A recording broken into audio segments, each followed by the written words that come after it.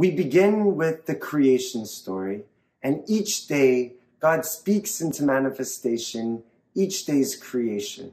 But what was created on the first day? The answer is obvious. Everyone knows that the first day's creation was light. But if we deconstruct the first day's creation versus the other 6, a few things become glaringly evident.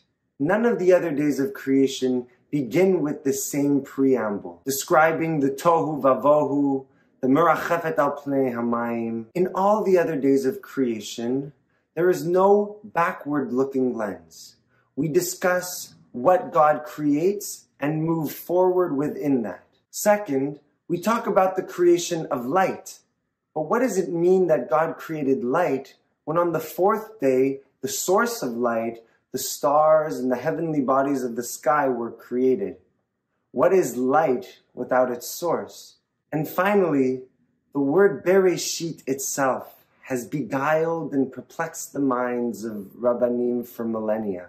What is its meaning? I propose that something else was created on the first day of creation. Not any tangible item itself. The first day of creation's creation was the story of Bereshit itself. Sefer Bereshit takes us through 3 sets of 10 generations. First, we have the generation of Adam and Chava. 10 generations later, we enter into the generation of Noach. And finally, we begin the Jewish narrative with the generation of Abraham. At each of these nodes, Sefer Bereshit asks of us 3 questions. First, who will carry the Brit? Second, we implore deeply into the trials and tribulations of each of our heroes. And finally, Sefer Bereshit provides with us the context of each of their origin stories. And so, what we have at these 3 nodes of Adam, Noach, and Abraham are 3 hints inside of this first day of creation. First, we look at the continuation of the bloodline. Bereshit, Barashit. The first creation of Sefer Bereshit is the creation of that first individual who carries the Brit. It goes from Adam to Shit, Bereshit. Second, we explore the trials and tribulations of each of our heroes.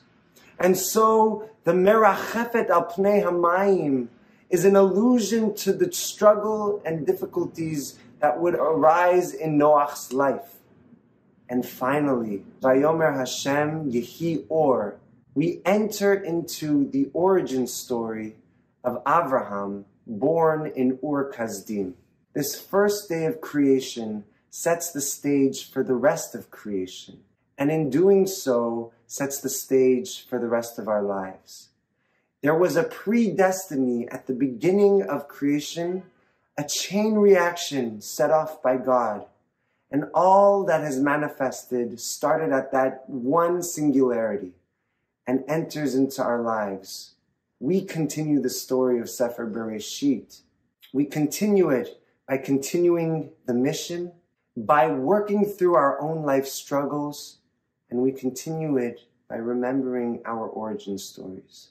We look back at Sefer Bereshit every year to not only remember where we're going, but where we came from.